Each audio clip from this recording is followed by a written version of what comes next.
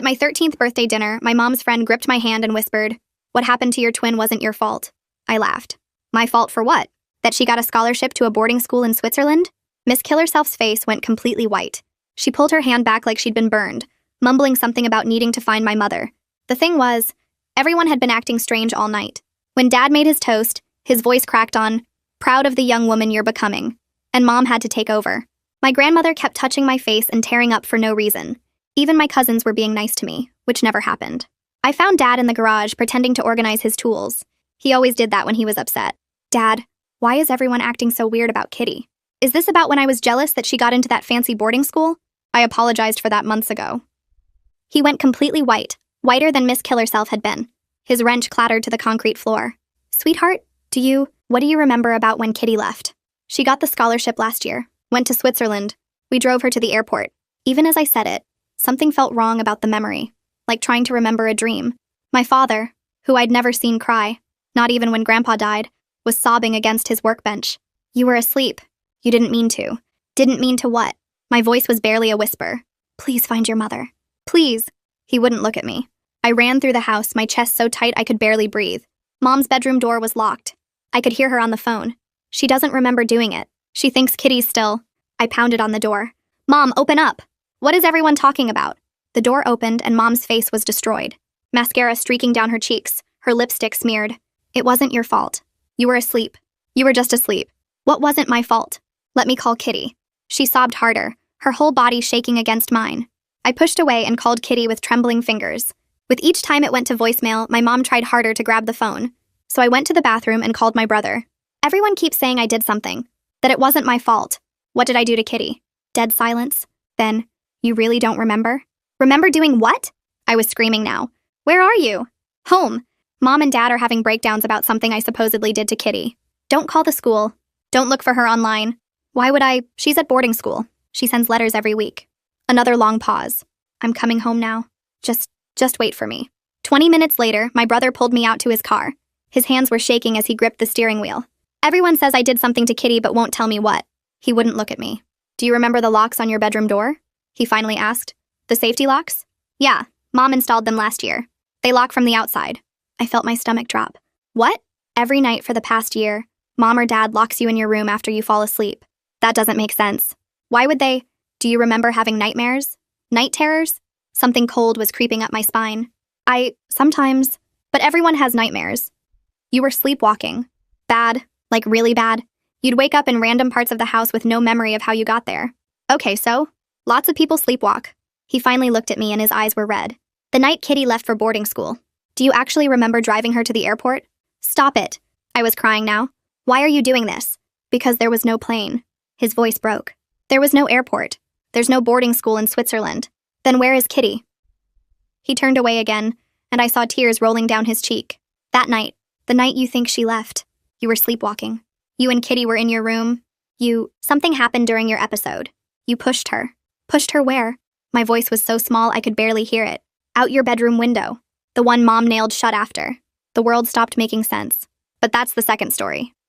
"Yeah, but she sends letters. Mom reads them to me every week. Mom writes them. Dad helps sometimes. They've been pretending for a year because..." He took a shaky breath. "Because when you woke up, when the ambulance came, you had no memory of it. And when they tried to tell you the first time, you completely broke down. You hurt yourself. Bad. The therapist said your mind couldn't process it, so it created false memories to protect you." "I killed my sister?" No, listen to me." He grabbed my shoulders. "You had a parasomnia episode. Your body did something while your mind was completely unconscious. It wasn't you. I want to see her room. It's locked. Has been for a year. I know where Mom hides keys." 10 minutes later, I was in Kitty's untouched room reading her diary. The last entry was the night she died. "I have to tell someone the truth about what OP does at night. Mom's been lying to everyone. She knows exactly why this is happening." I read the words again. "Mom's been lying to everyone. She knows exactly why this is happening." My hands wouldn't stop shaking. The diary felt too heavy, like it weighed more than it should. I looked up at my brother standing in the doorway, and his face told me everything. He knew. Whatever Kitty was going to tell someone, he already knew about it. I stood up fast and the room spun a little. What did Mom lie about? What did she know? My voice came out louder than I meant it to. My brother stepped inside and closed the door behind him, which made my chest feel tight. He sat down on Kitty's bed next to where I'd been sitting and put his head in his hands for a second. Then he looked at me and his eyes were red and tired. For months before it happened, your episodes were getting worse. Way worse than anyone told you. He pulled out his phone and started scrolling through something. Mom was writing everything down. Every episode. Every time you did something violent in your sleep. She kept a journal and hid it from everyone. I felt cold all over. What do you mean violent? He turned his phone toward me and I saw a photo of handwritten pages. Mom's handwriting. I grabbed the phone and started reading. The first entry was dated 8 months before Kitty died. OP woke up screaming again tonight. Found her in the hallway with a kitchen knife. She didn't know how she got there. Didn't remember leaving her room. Took the knife away and she looked right through me like I wasn't there. Put her back to bed. Can't tell anyone. They'll take her away. My stomach hurt reading it. I scrolled to the next photo. OP attacked me during an episode last night. Scratched my arms trying to get past me. She was saying things that didn't make sense. Something about needing to fix it. She didn't recognize me. When she woke up, she had no memory. Found blood under her fingernails. My blood. I'm scared, but I can't report this. Social services will separate the girls, or they'll put OP in a hospital. I can handle this myself. I couldn't breathe right. I attacked you? I attacked Mom? My brother nodded. You don't remember any of it. That's how the parasomnia works. Your body moves, but your brain isn't awake. You were asleep the whole time. I kept scrolling through the photos. There were dozens of entries. Mom documenting every episode. Every violent thing I did while asleep. Every time she had to stop me from hurting myself or someone else. And she never told anyone. Never told doctors. Never told Dad. Just wrote it all down and tried to handle it alone. The last entry was 2 days before Kitty died. Episodes getting worse every night now. OP tried to open Kitty's bedroom door while sleepwalking last night. I heard her and stopped her. She was saying, I have to make her leave. She needs to go away. I don't know what to do anymore. The locks aren't enough. But if I tell someone, they'll take both my daughters from me. I just need to watch more carefully. I can keep them both safe. I dropped the phone on the bed. My whole body felt wrong, like my skin didn't fit anymore. Mom knew I was dangerous. She knew I could hurt someone and she didn't get me help. The words came out flat and dead. My brother picked up his phone. She was scared. She thought if she told anyone, you'd be taken away. Or locked up somewhere. But Kitty died. I was yelling now. Kitty died because Mom was too scared to tell the truth. This wasn't just an accident. This was preventable. Something broke inside me. I felt it crack open like ice. All those months, Mom watched me get worse and wrote about it in her secret journal instead of taking me to a real doctor. All those episodes she documented and hid. She knew, and Kitty died anyway. I started crying so hard I couldn't see. My brother grabbed me and pulled me against him and I sobbed into his shirt. I've been so mad at her, he said quietly. For a whole year I've been angry and I didn't know how to tell anyone. I knew what she did. I knew she hid all those episodes. But I couldn't say anything because everyone was already destroyed. I pulled back from him. Where are the journal pages? The real ones? He pointed at his phone. I took pictures before Mom could hide them completely. She kept the journal in her closet. I found it a few months after Kitty died. I grabbed the phone and started sending the photos to myself. My hands were shaking, so bad I could barely type. When they finished sending, I ran downstairs. I could hear Mom in the kitchen. She was probably making dinner like nothing was wrong, like she hadn't spent a year lying to everyone. I printed out the journal pages on the printer in Dad's office.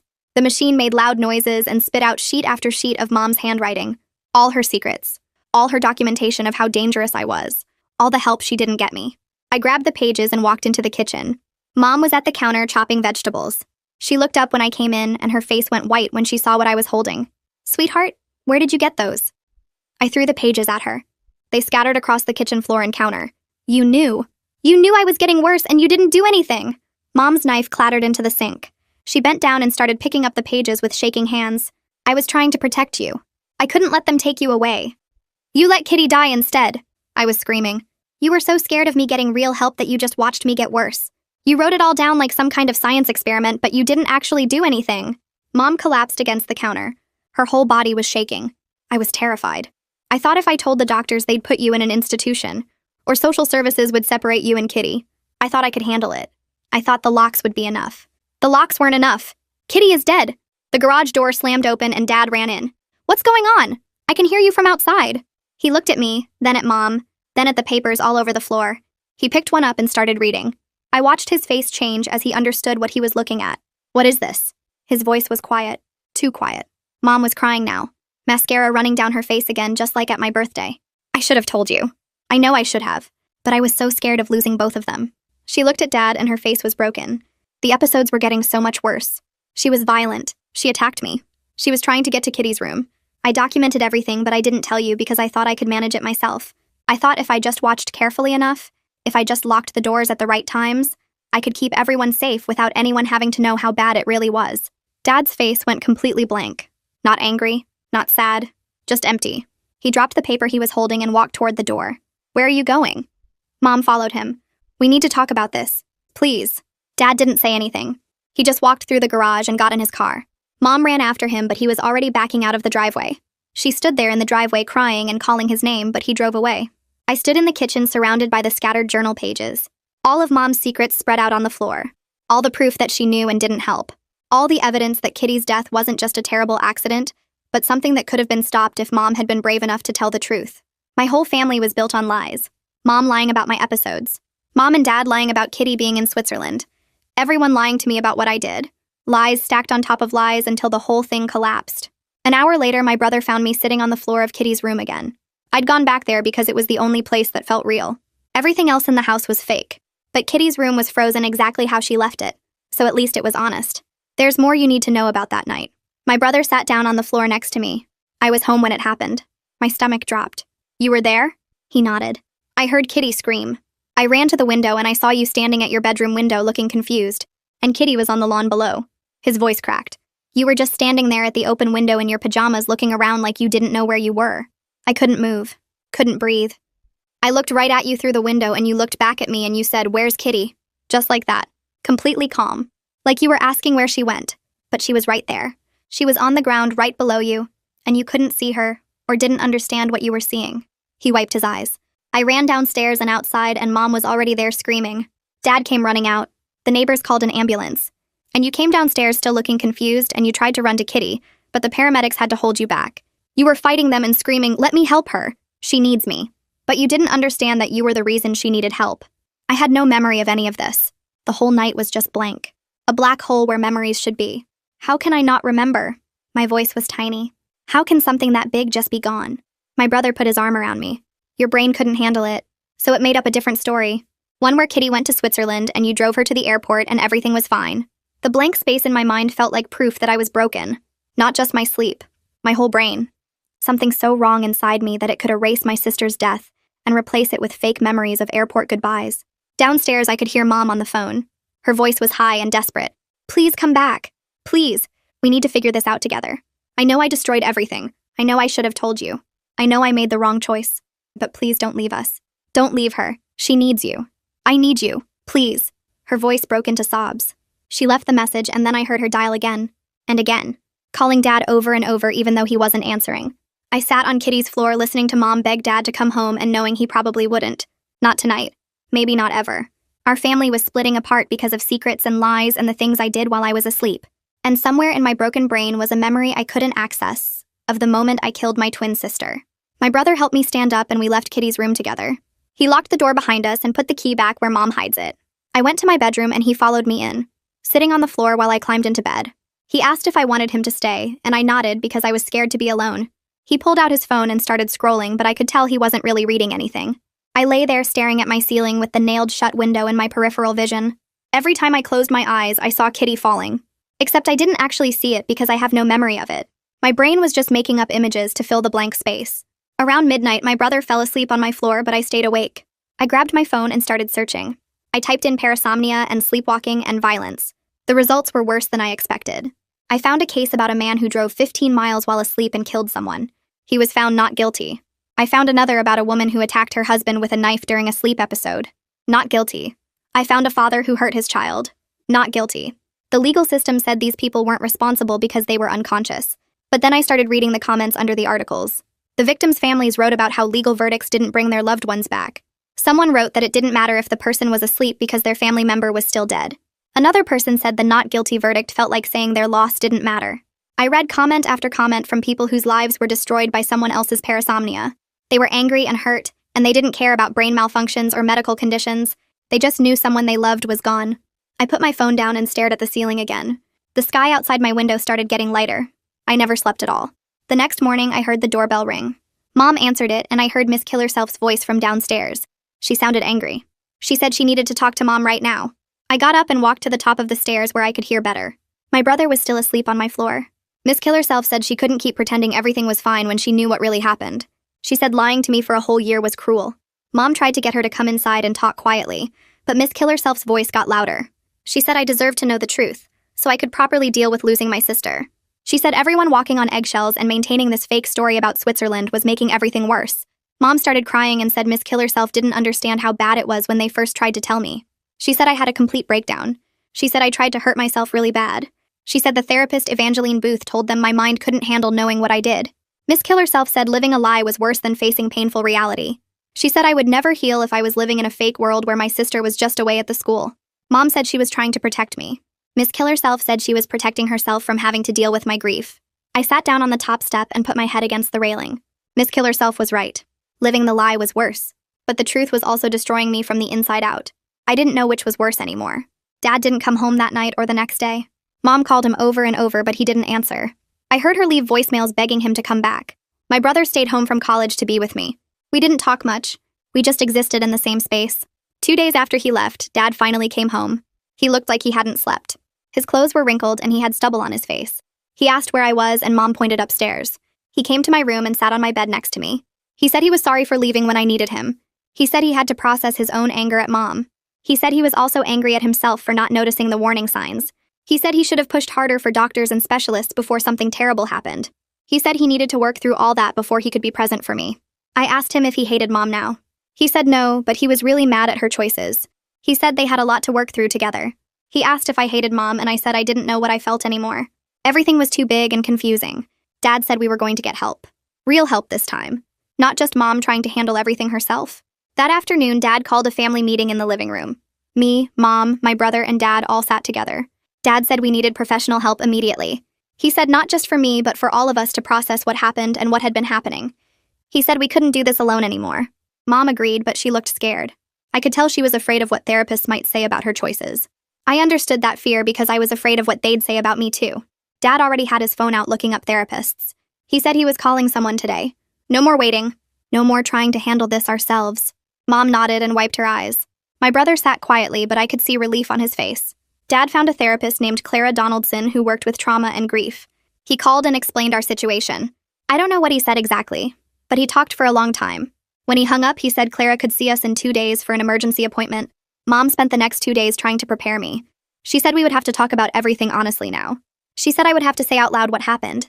I felt sick thinking about sitting in a room and saying I killed my sister.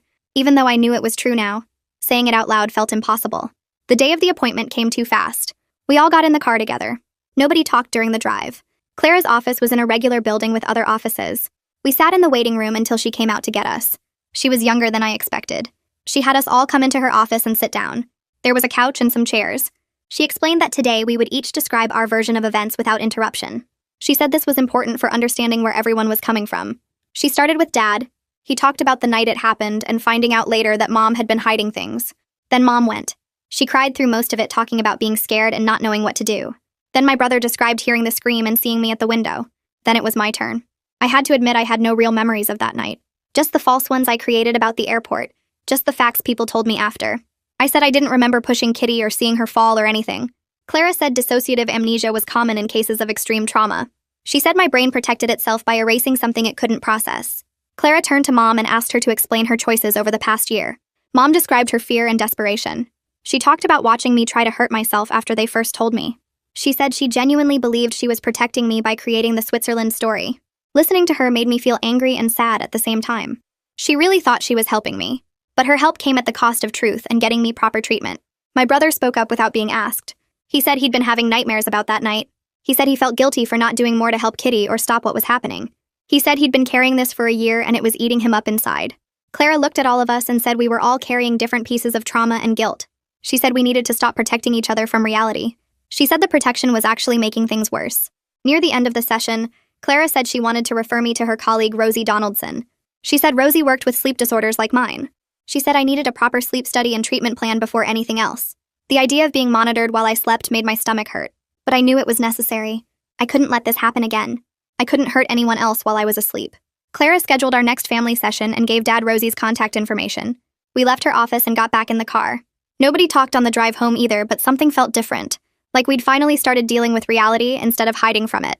Dad called Rosie's office the next morning and got me an appointment for that afternoon. The waiting room had calming paintings on the walls and soft music playing, but my hands wouldn't stop shaking. Rosie came out to get me herself. She was younger than Clara, maybe in her 30s, with red hair pulled back in a ponytail. She shook my hand and led me back to her office alone. Mom wanted to come, but Rosie said she needed to talk to me first. Rosie had me sit in a chair across from her desk, and she pulled out a folder with my name on it. She explained that Clara had sent over notes about my situation, and that she specialized in sleep disorders like mine. She used the word parasomnia and wrote it down so I could see how it was spelled. She said my type was rare but not unheard of, and that there were treatments available. She pulled out diagrams of the brain and showed me the parts that control sleep and wake cycles. She pointed to areas and explained how sometimes the signals get mixed up, how my body could be moving and active while my brain was still in deep sleep. She said what happened to Kitty wasn't a choice I made but a malfunction, like a computer glitching. But then she stopped and looked right at me. She said she needed me to understand something important. She said that even though it was a medical condition, even though I was unconscious, Kitty was still gone. She said I could hold both truths at the same time. I wasn't a bad person, and I didn't choose to hurt anyone, but my sister was still dead because of my actions. Hearing her say it so directly made my chest tight. She didn't try to make me feel better or tell me it wasn't my fault in that soft way everyone else did. She just stated the facts. I appreciated that, even though it hurt. Rosie said we needed to do a sleep study to understand exactly what was happening in my brain during episodes. She explained I would spend a night at the hospital where they would hook me up to monitors and record everything. She said her colleague worked there and would handle the study personally. She pulled out a calendar and we scheduled it for the following week. She gave me a packet of information to read and told me to write down any questions I had. The appointment lasted an hour, and when I came out, Mom was still in the waiting room biting her nails. The week before the sleep study dragged by. I read the packet Rosie gave me about 15 times. It explained all the wires they would attach to my head and chest and legs. It said the room would have cameras recording me all night. It said most people felt weird sleeping in a hospital, but that the data was important. Mom packed me a bag like I was going to camp. Dad drove me to the hospital on the night of the study. We checked in at the front desk, and a nurse led us to a room that looked almost normal except for all the equipment. There was a regular bed and a TV and a chair, but one wall was entirely made of glass with a room behind it full of computers and monitors. The nurse introduced me to Nolan. He was tall with gray hair and glasses. He shook my hand and explained what would happen. He said he would attach electrodes to my scalp to measure my brainwaves and bands around my chest to track my breathing and sensors on my legs to record any movement. He said it would feel weird but wouldn't hurt. It took almost an hour to get everything attached. The wires from my head connected to a box on the nightstand. Nolan said I could move around but to be careful not to pull anything loose. He said to try to sleep normally, which seemed impossible. Mom and Dad had to leave at 9. Mom hugged me 3 times before finally going. Nolan said he would be in the observation room all night watching the monitors. He said if I needed anything to just call out. I changed into my pajamas and got into bed. The electrodes on my head itched. I could see Nolan through the glass wall sitting at a desk with multiple screens. I tried to read but couldn't focus. I turned off the light around 10:30 and lay there staring at the ceiling. The room was too quiet. I must have fallen asleep eventually because the next thing I remember is Nolan gently shaking my shoulder. Sunlight was coming through the window. He said good morning and started removing the electrodes. I asked him if anything happened, and he said we would review everything together after breakfast. A nurse brought me eggs and toast. My hair was sticky from the gel they used to attach the electrodes. After I ate, Nolan had me come into the observation room. He pulled up video footage on one of the screens. He said I had an episode around 2 in the morning. He pressed play. I watched myself sit up in bed. My eyes were open, but they looked wrong, empty. I got out of bed and walked to the door.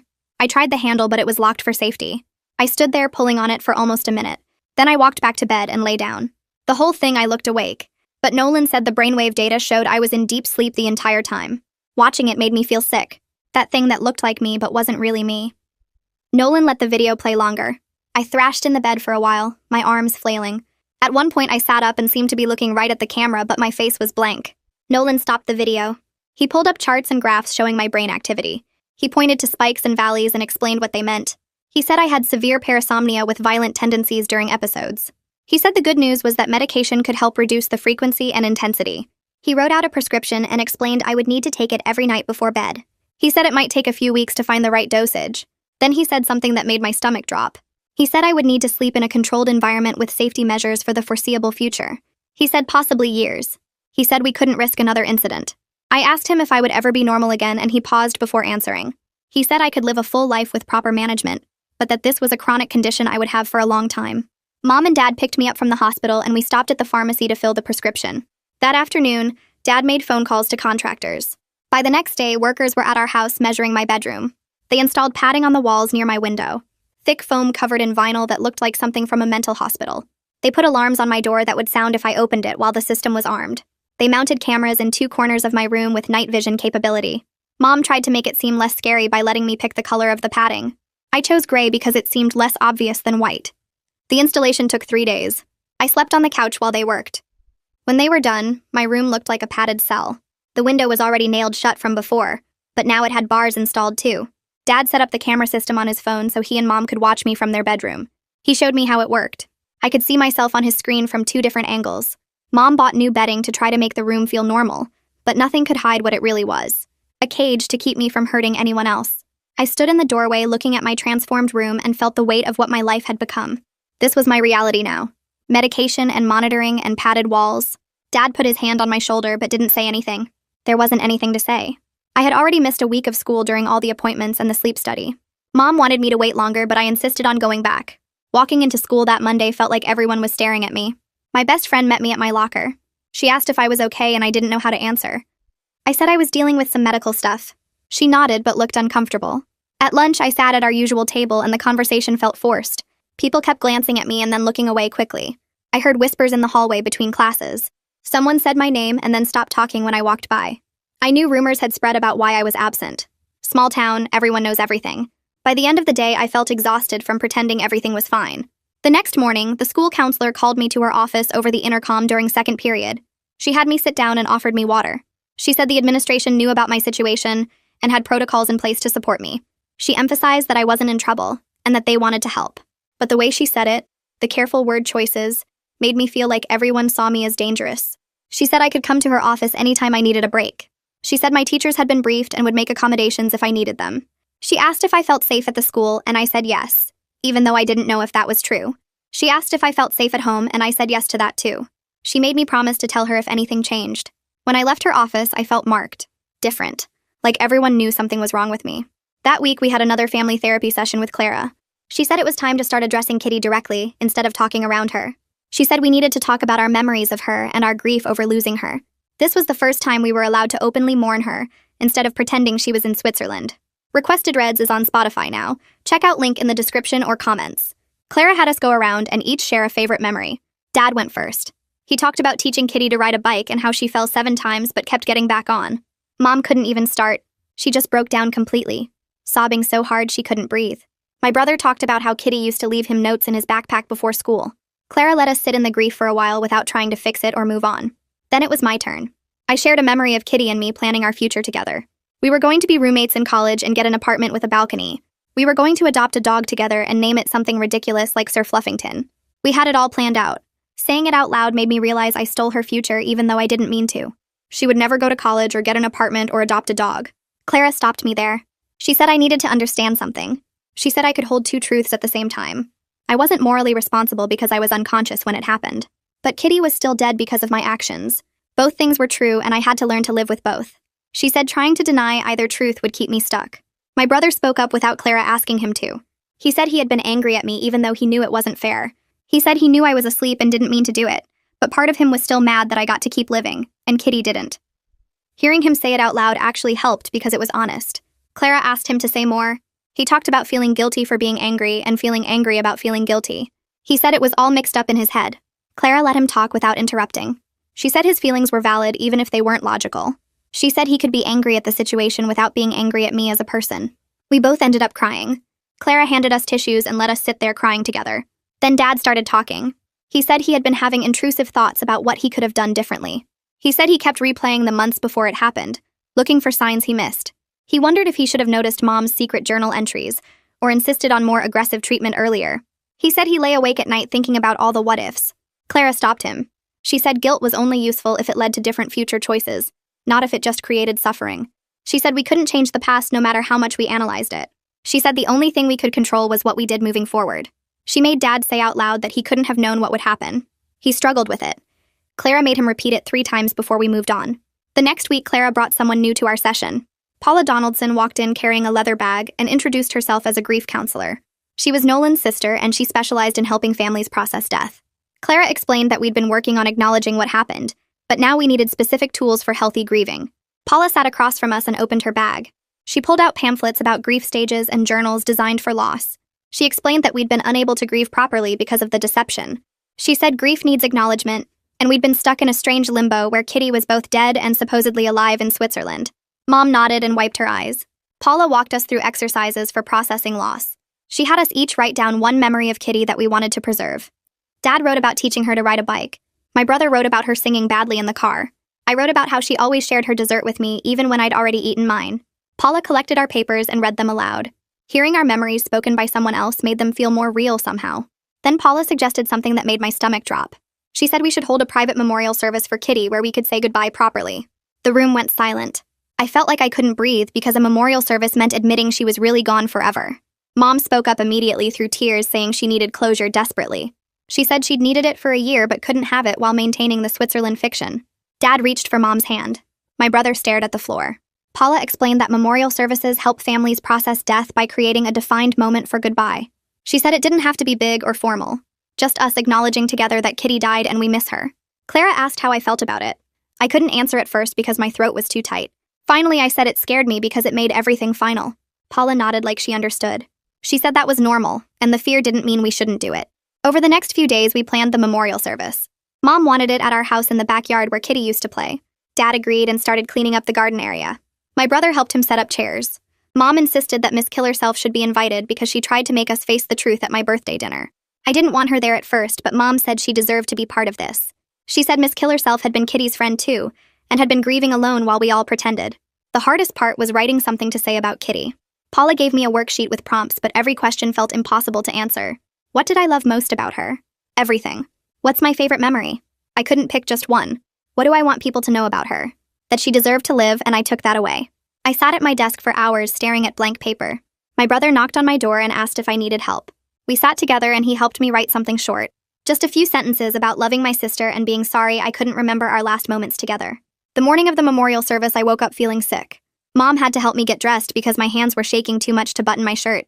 Dad was in the kitchen making coffee but not drinking it. My brother wore a suit that was too small for him now.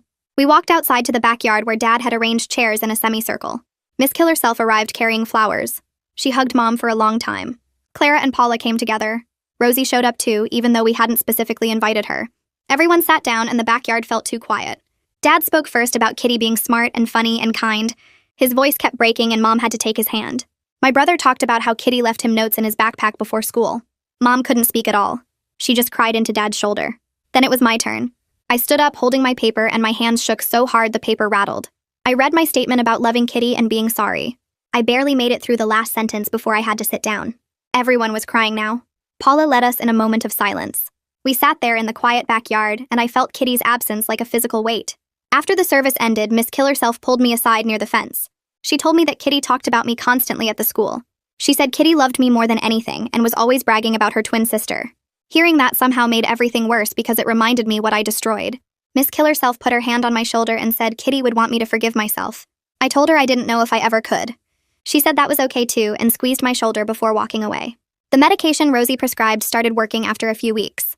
I had fewer episodes at night and could sleep through most nights without incident. But knowing I was watched on camera every night made me feel like a prisoner in my own room. The red light from the camera blinked constantly in the corner. I couldn't forget it was there watching everything I did. In my next appointment with Rosie, I told her how the camera made me feel trapped. She explained this was necessary for safety and that eventually we might be able to reduce monitoring.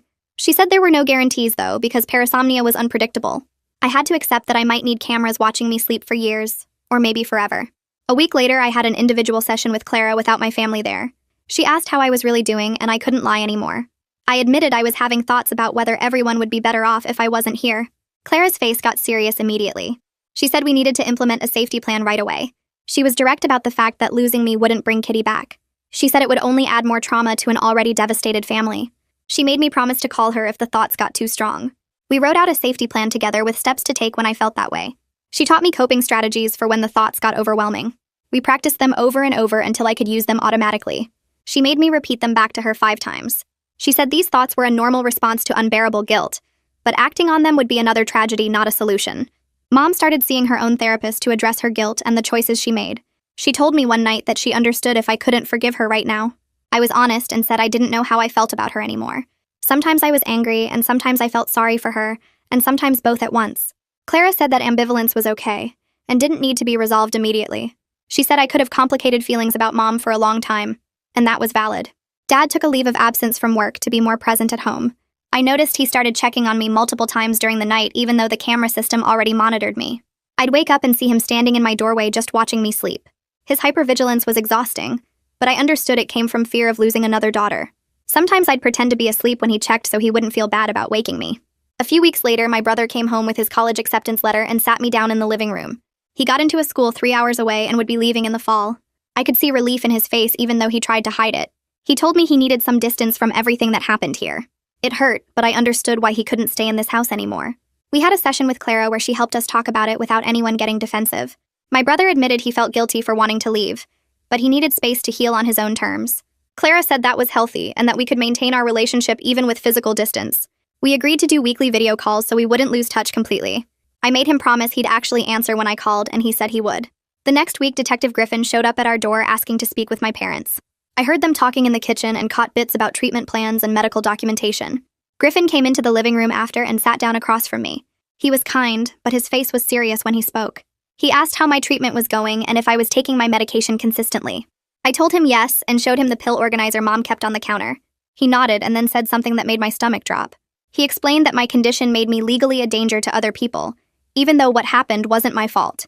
He said the case was closed as an accidental death because of my documented parasomnia episode, but he emphasized that any future incidents would be viewed completely differently now.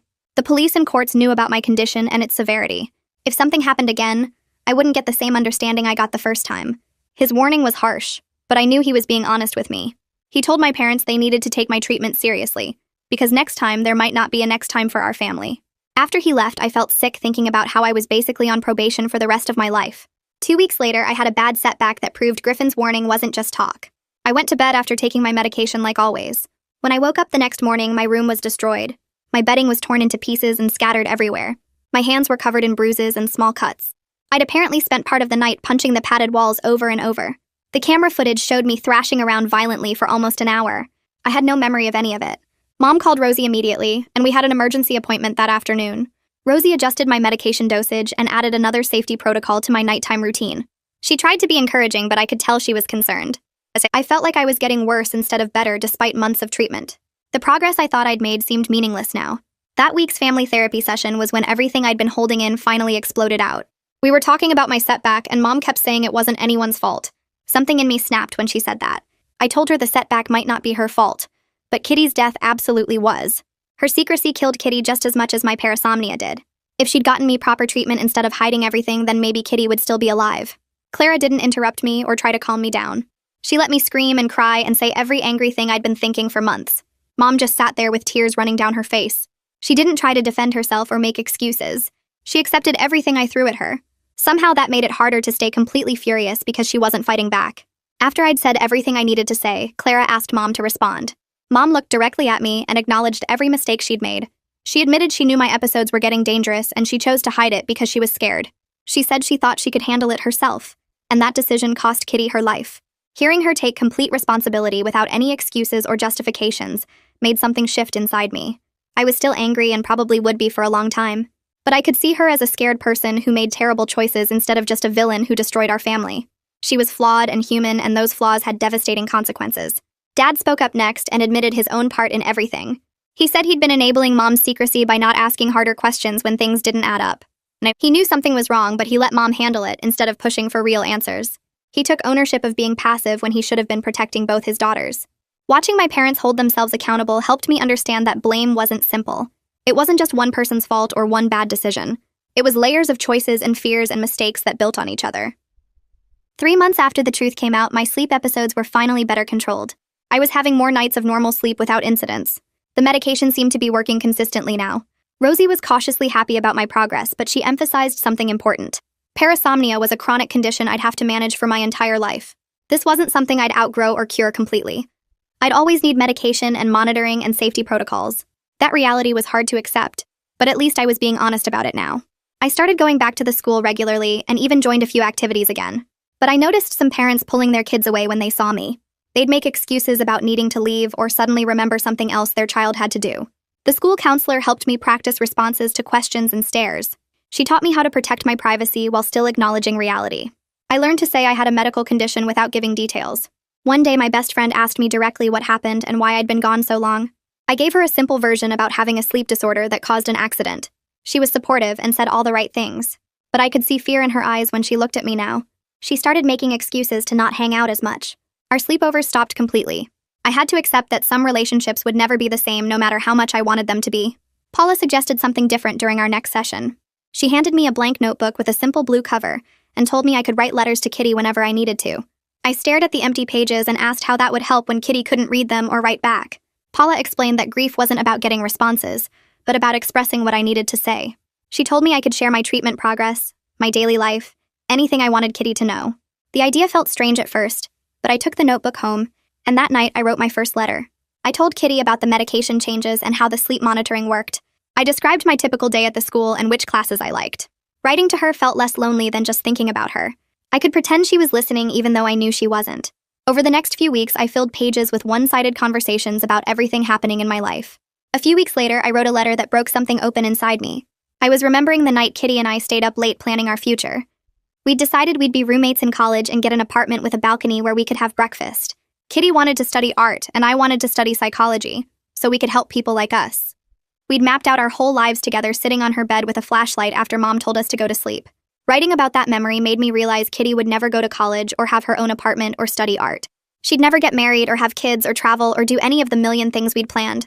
I cried so hard I couldn't see the page anymore. I just kept writing through the tears about all the experiences we'd never share. When I showed Paula that letter during our next session, she said this kind of grief work was necessary.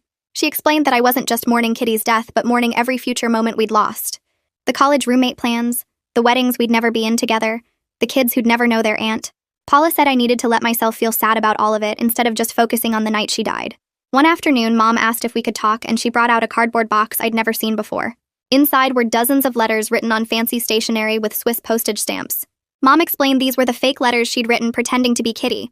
She wanted to show me how she'd woven real events into the fiction. She opened one letter dated from October and read about Kitty supposedly joining the boarding school art club. Mom explained that in real life I'd joined the art club that month, and she'd used my experience to make Kitty's fake life feel real. Another letter mentioned Kitty being homesick during the holidays, which about me being depressed around Thanksgiving.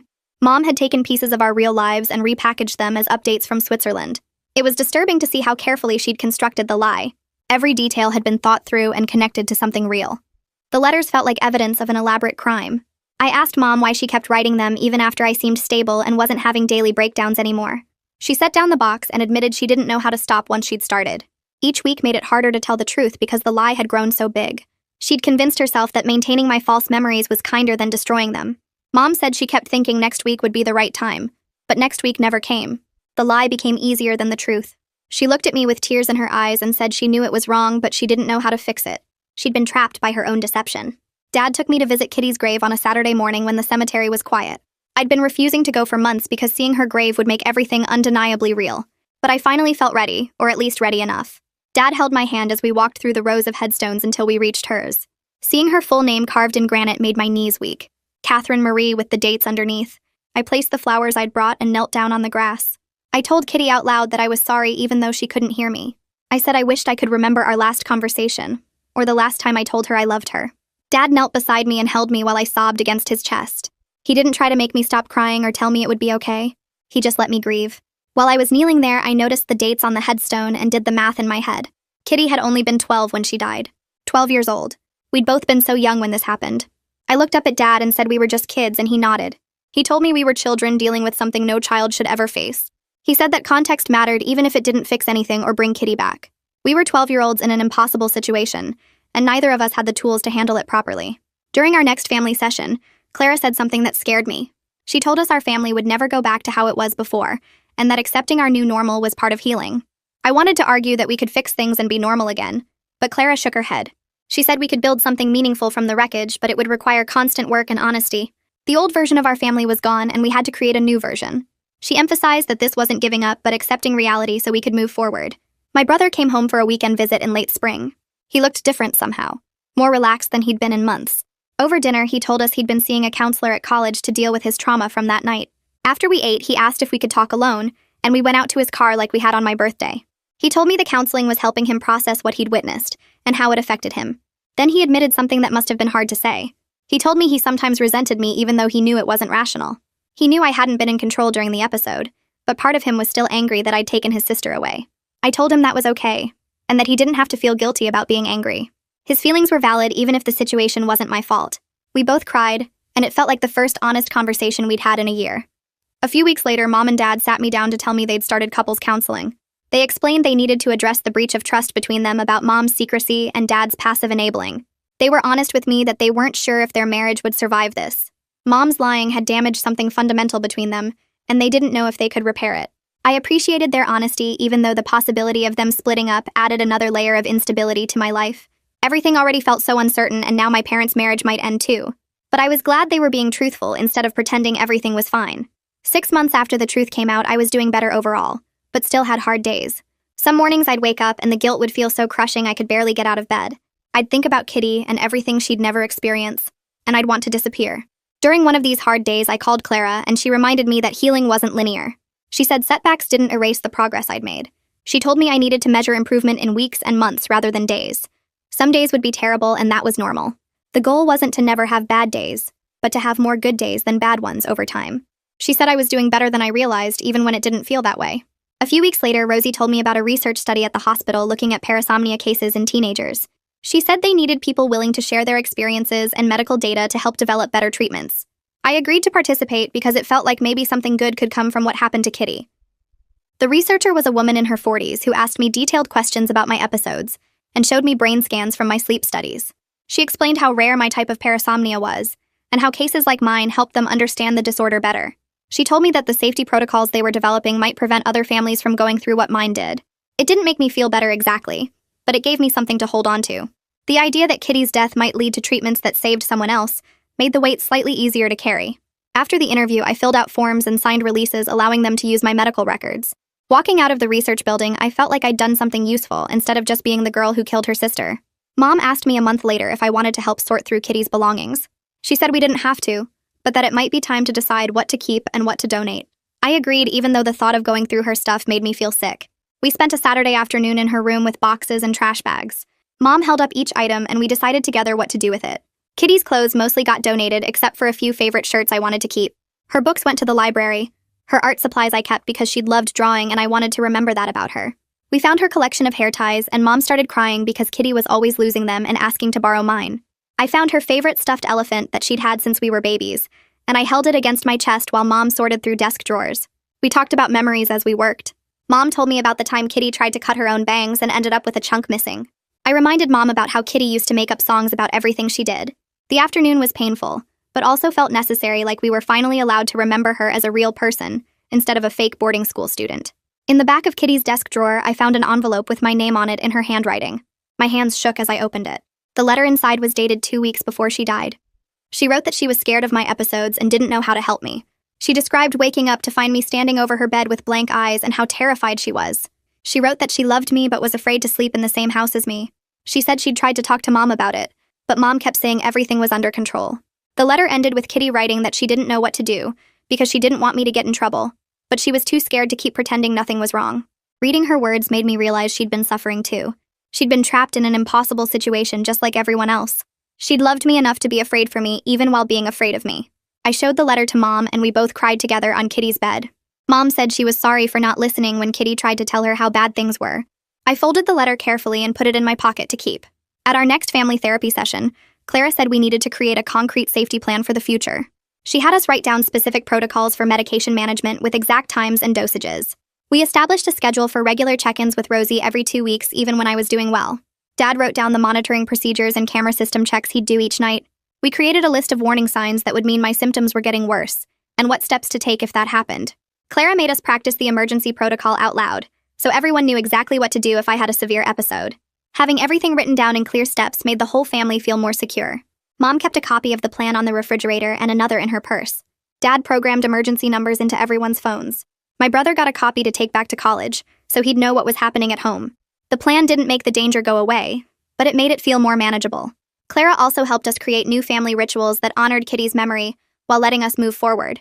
She suggested monthly family dinners where we'd share favorite memories of Kitty. The first dinner was hard because we weren't used to talking about her openly. Dad told a story about Kitty winning her 5th grade spelling bee. Mom shared how Kitty used to leave notes in her lunch bag. My brother talked about teaching Kitty to ride a bike. I remembered how she'd always steal the marshmallows from my hot chocolate.